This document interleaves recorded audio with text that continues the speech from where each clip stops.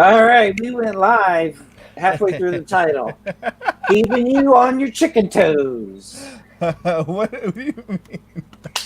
Because the broadcast didn't start until halfway through the intro. That's why we don't have any viewers. Way to go, chicken foot. Well, I've got some interesting news. Unless you got Okay. something. Mm-mm. Um, I don't know how to break this to you, but oh, I gotta turn down my. Whew, that's loud. You didn't tell me my background was so loud. I can't hear your background. Oh, you can't. Oh, Mm-mm. well, so it's kind of some good news. Okay. Um, I got contacted by Razor. I forget what their name was. Razor pillow, No, razor pants. no, it was like Razor International, Oh, okay. and they saw the ad that we did, Mm-hmm. and when we were talking about it, Mm-hmm. and they told me they wanted to sponsor us. All right. Yeah, there's a catch though. We kind of have to sell out in a way. Okay. Uh, we have to play their commercial. Oh, okay. Well, I am always open for commercials. Um, just waiting for it to load up. I accidentally loaded up the wrong one earlier. I was all ready to go. Oh man. You're wasting our viewer time. Like, Rico, just admit it's you. All right. So, while we're waiting, I will check our emails and to see all the email. Nope, nothing came in. Oh, All right. email. Don't forget But to like, follow, and subscribe. yeah. And make all your checks out to Joseph Rose. Oh, the Chicken Foot Podcast. Hey, I like you chose a little bit of different of a color scheme today, huh? Well, I emailed you today and said today is Tropical Hawaiian Shirt Day. So, You and I did. see that you, in typical Judah fashion, didn't check your email. So there goes that. So I'm wearing the chicken foot. yeah, I was wearing a tropical Hawaiian shirt last time. yeah, that you mixed them up. That's my point. That's the typical Judah response: is never really on the ball. All right, that's why he loaded up the wrong video, slowing us down. Oh man. I could show you the other one, but it's called. Oh, anyways, this is taking forever. Well, you know what? So we lost a viewer. We lost 50% of all of our viewers. That reminds me of after the show last Yeah, time. yeah. You and I were talking, and it recalled a story that we were talking about, Oh, and how we did a play in college. oh yeah. So first of all, it was I was we just got out of class, or maybe you text me or something. You're like, "Hey, what are you doing right now?" And I was like, "Nothing." And you're like, "Hey, come down here." And so Oh yeah, that's we right. we go down to, I don't remember the name of the hall or whatever the building is. Yeah. And at the time, I was always very anxious. I've kind of mellowed out since then. Mm-hmm. Um, and you were like, "So I'm gonna try out for a play." I was like, "Awesome, man! Like, do it with me." And I was like, "No way, no way, I ain't doing it." So we improvised a scene. Like, he just threw an idea, and we just kind of went with it. I really didn't think it was the best, but the guy thought we had great chemistry together. Yeah, he thought we were funny. Well, yeah, apparently he thought we were funny. I was more Yeah. nervous, so I was sweating. And so he drafted us in this play in college, and we went to a Christian college, and I ended up getting casted as the resurrected Jesus. So you have the crucified Jesus, and then you have the resurrected Jesus, and you were casted as a dad, right? Yeah, I was like the dad of like a dad struggling with, I don't know, the death or something of a child. I can't Yeah, remember. yeah, a wayward child, and so spoiler alert, the kid goes to hell. I was like, come out and go, to hell with you. Literally, like, to hell with you. And so the girl gets taken to hell, and then, but you and your wife die. The wife on the play, not Yeah. your real wife. Yeah. And so you come up to heaven, and then I embrace you guys and Yeah. let you into heaven. And we had like what 6 showings, Oh man, we had a lot. Yeah. and so the last showing, you come up there and you give me a hug, and you're just like, I you're like shaking and give you a stuff. little. And you give me a little, and so I'm like trying not to laugh, Yeah. right? And I'm like really holding it in. And so, and I still have a line to say. So it's like the line is very slow because I'm trying to hold it in. And then afterward, and I was thinking, man, that's kind of embarrassing. Afterward, all these people kept coming up to me, and they thought that I was dramatically presenting this line. And so they were like, man, I was really drawn in, and I could feel the emotion. And I was like, I was trying not to laugh. And the whole time they thought I was dramatically like getting choked up because I was welcoming you to heaven, and I sent your kid to hell, and I was hurt or whatever. Some people thought you were like in like holding back tears, right? Mm-hmm. Yeah, like they really thought that it got to me, and it got to me, but hit me in the funny bone. And then we took a picture afterward of Dave Volkner with us, Yeah. and I looked like I was autographing a Bible, like because I was still dressed as Jesus. So, all right. Well, I'm afraid it's not going to work. I've got to compress it or something. It says the size limits are 10 megabytes. Speaking of compressing, yeah, we're still sponsored by the French press. Oh, yes. So if you like your coffee to look like flushed feces, then the French press is for you. You like churning butter? French press is for you. That's all right. Gross. Okay. Let's just jump into it because the first part didn't land. Sorry. So I planned this week. We've been talking about comedy. That's the whole point of the show. Yeah. And we've been talking about stand-up. And I came across a website that had a lot of tips for stand-up. Okay. Mm-hmm. So so I'm going to read them off to you, and we'll kind of talk about them. Okay. So the first one is pick a point of view. Pick a point of view. Just don't talk about stuff. Find an authentic point of view and stand behind it. Okay. So instead of talking about being generally like, oh, isn't it weird, like people do this, or if you're kind of telling a story, if you're jumping points of view, you're going to kind of start losing the audience because it's not going to flow.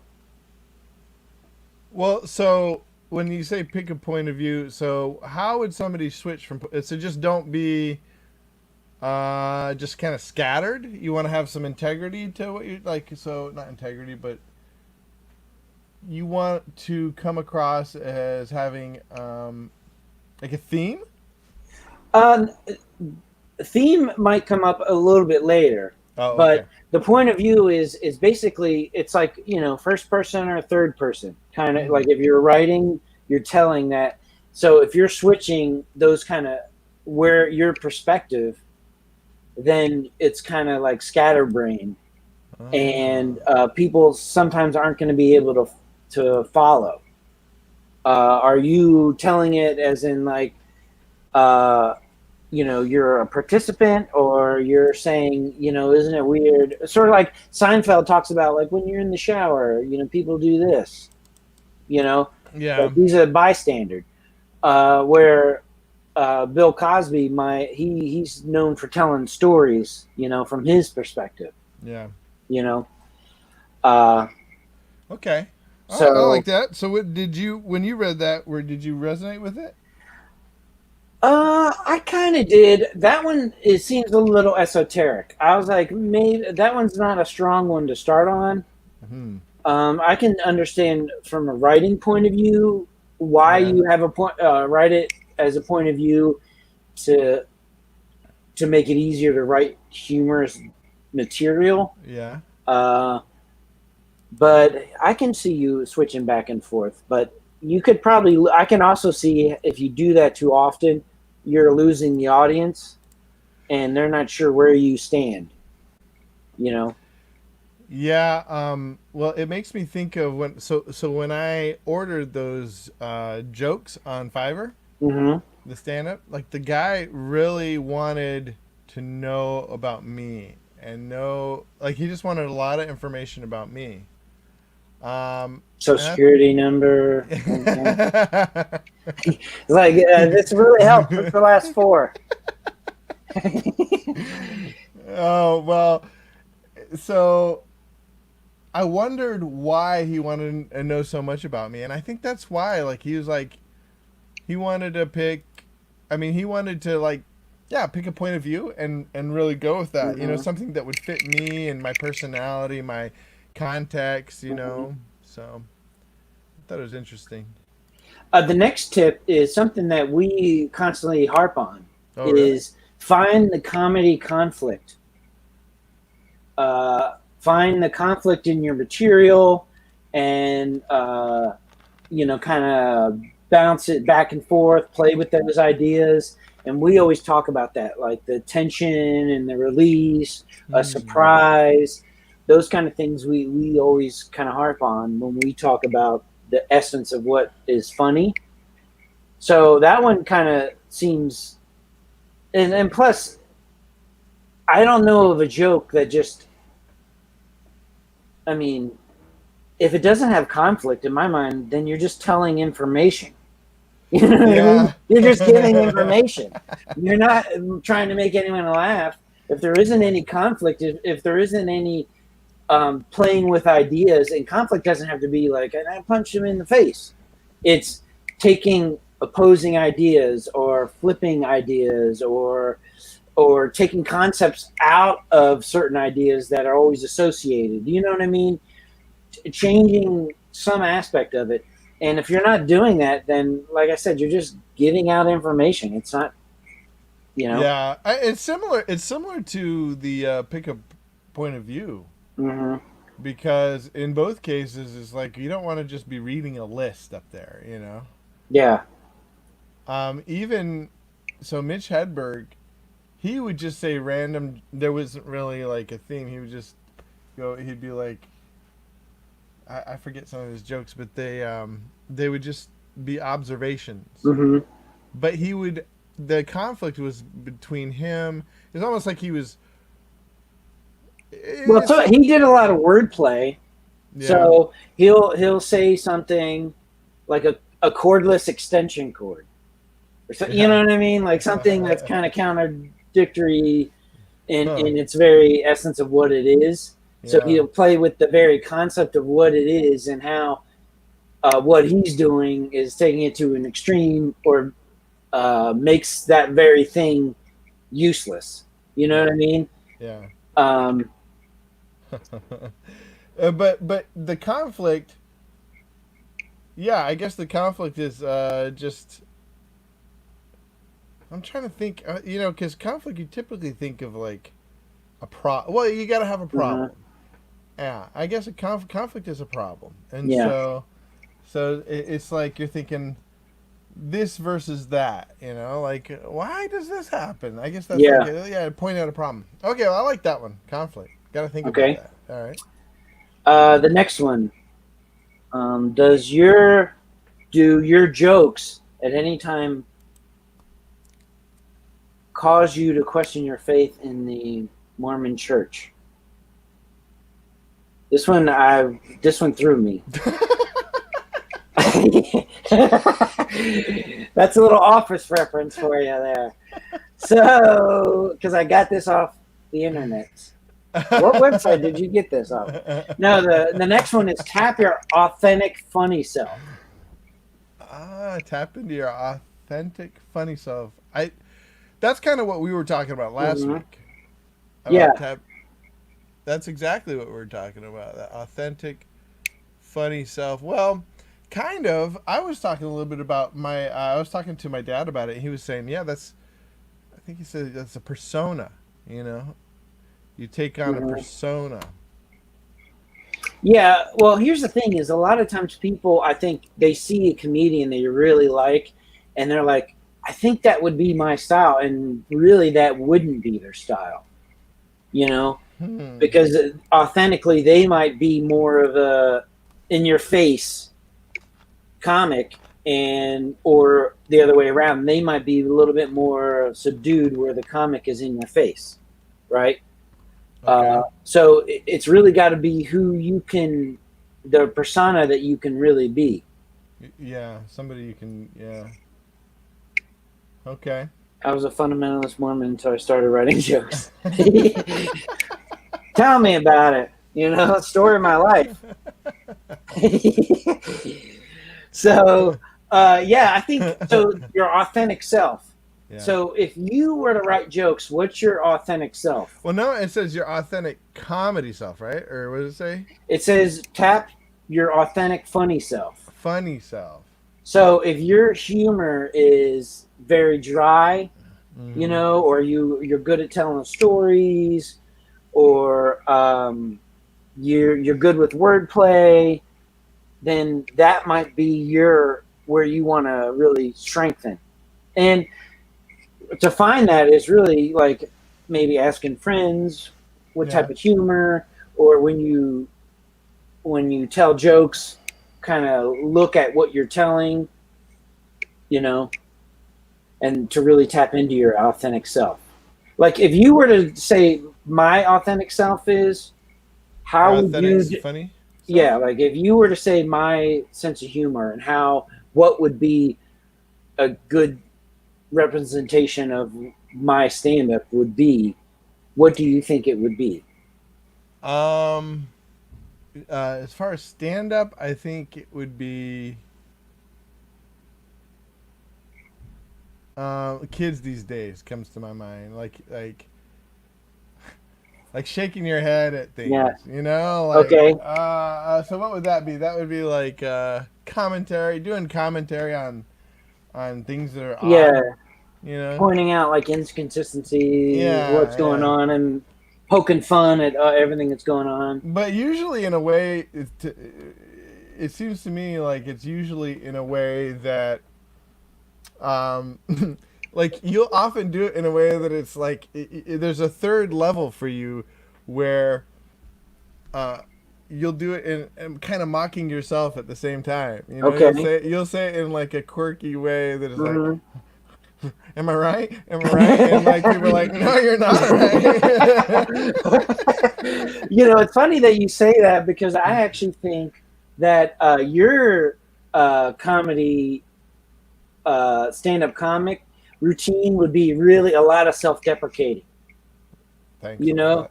that you would be kind of like you're the odd man out kind of thing. Hmm. So maybe even like silly uh, uh, doofus kind of humor where Okay. you because you can take a joke. You Yeah. know what I mean? You, Yeah. and laughing at when you're trying to laugh at try to tell a joke about something else, it doesn't come off as good as you joking about yourself. And like I can see you like, oh well, thanks. Feel like you're embarrassed and you gotta try to walk back and whatever. And I can see that like being authentic Yeah. to you. Yeah. Self-deprecating typically. But I found as we're working on this, as we're doing this podcast, the thing that I've realized is that I'm more in my authentic funny self when I'm doing a character.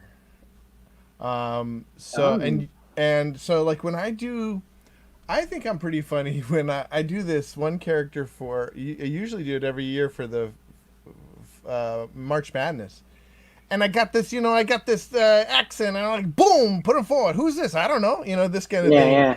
And I think I laugh at myself when I do that, and so I would think that that's my authentic, funny self. Mm. Well, Uh, it's funny that you say that.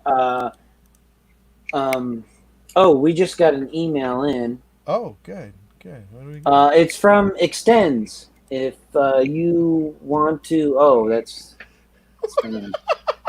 sorry. So Extends is watching. If they want to support us, they can. Hair extensions, right? Hair extensions. I kind of do a caricature of myself a little bit. Like I take a slight step over and almost do like almost an impression of how my dad tells jokes sometimes, and I kind of do like I don't want to say slangy. I kind of get twangy. Yeah. A little bit. Yeah, a little colloquial. Yeah, and so I kind of get into like a little caricature, or what's the word you've been using? Persona. Yeah, persona. Yeah. You take on a persona, yeah. So who? So that's interesting. Well, Yeah. that reminds me of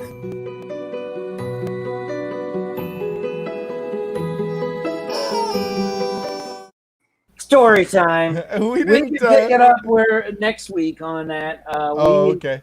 Story How time many do we comes get in. through? How many do we get through? We Three? got through. Yeah, we got through 3. So there's only 182 more to go. So, well, that'll be our story. So this one time we were trying to get through these tips, and we only got through 3. Did you have a story? Actually, no. Actually, I do have a story. Wait. Did we before we go into the stories? I just wanted to point out we got very consistently. I was a fun. I started right. I think the very consistently was about when we were talking about the point of view. Oh yeah. Being consistent. Oh yeah, that's the word I was looking for. Not integrity, consistency. Yes. Yeah. Good. Yeah, because you don't have to have integrity to tell jokes. That's not what I meant, like integrity. You can be really immoral. So if that's your thing, then you be more immoral. Is that pretty much what you're advocating? Being immoral? Yeah, and you're here. I think that's what you were driving at. Oh mercy. So the story I was going to tell is I don't know if I told this to you, but this has to do with we're on social media, we're doing podcasts and stuff, and it has to do with my mom. And so when I was in Guam, I was stationed there, active duty, and my friends will sometimes they'll take a normal thing is you'll take a photo and you'll tag everybody in it. Oh yeah, that's right. I forgot. And so if you get tagged, then it shows up on anyone who is your friend. It'll show up on their feed or their scroller. What's it called? Right. If somebody tags you, it'll show up on your feed. Yeah. And so like my brother or my mom or maybe you might see it from other friends you don't know. Right. And so what my mom would do is she would see it, and then underneath, it would have the comment, right? Okay. And instead of commenting on it, she would be basically sending me private messages through the public comments. So she would see the photo, and then she would see me, and then she would say, "Joseph, hey, how's everything going there?" Despite the fact that it's like my friend's birthday party and they tagged me in it. And then what would happen was my aunt would see her message, and so they would be having a private conversation under the public conversation on a stranger's photo that I'm tagged in. And so they're back and forth, and they're like, "Hey, give me a call whenever you get a chance. Have you went to go see this movie and such and such?" So all my friends would tease me about how my relatives would be posting a personal conversation on there, and then Wow. like I found $50. We lost our viewer on that story. He's like, I need to spice it up. Maybe add in a car chase or something. all right. Well, hey, I was not able to load. It is too big to load into StreamYard. But what if I play it like share the screen? Yeah, share screen, You because want to do that's what that? I did with the with Logs, who are also our sponsor, Oh and yeah. I'm enjoying my log. You've always loved logs. Well, I've left those few logs. Didn't it? Remember that one log I left, and like you had to call the plumber, and it was like All for right. days. Okay. Well, I'm gonna take out my headphones. I think he So called it a huge chocolate fudge dragon. Isn't that what he said? You're shaking your head no, but in your heart you're saying yes. I have no idea what you're talking about. All right. Don't say anything because you're gonna echo. So here we go. Let's go to the beginning. See how the cookies are made over here. And here we go. Are you tired of smearing schmuck all over your face? Does it take you forever in the morning just to get a good shave? Are you wondering, is there something out there that will shave me? Will I sleep at night? The ergonomic shape of our two micro-robotic antimicrobial razors are perfect for the clean shave at night. Taking off all your scruff Is there video? while soundly and peacefully. Oh, you don't see it? There's nothing like No, our it's blank. proprietary Oh, get out of here, really? Go to bed at night, scruffy. Wake up in the morning. I was like, man, this is a big, long intro. I was like, this is the longest intro I've ever seen. This has been a freaking nightmare. See, this is why I was like I was insistent on. I told Chanda I gotta be there a half an hour early. She wanted me to go do this thing, look for books in her thing, and she's like, "What do you gotta be there half an hour early?" I was like, "I gotta." Yeah. So we'll do it next week. Yeah, that reminds me of another story. Me and my friend McKinney, Yeah. we were enlisted in the Navy. We were on the George Washington. It was the aircraft carrier. We pulled into Naples, Italy, Yeah. and we went on to the unified base where Okay. it was unified forces and stuff. So United Yeah. States, Italy, all these different countries. And they had a movie theater, and they were playing Sergeant Bilko. It's this Steve Martin movie. Oh Where he's yeah, like yeah, a yeah. sergeant or something. Yeah. So he and I are sitting there, and we're watching, and it's like 5 minutes. Maybe like 8 minutes and 10 minutes. We're like, man, this is the longest like preview I've ever seen. We read the thing wrong, and it wasn't Sergeant Bilko's Sense of Sensibility.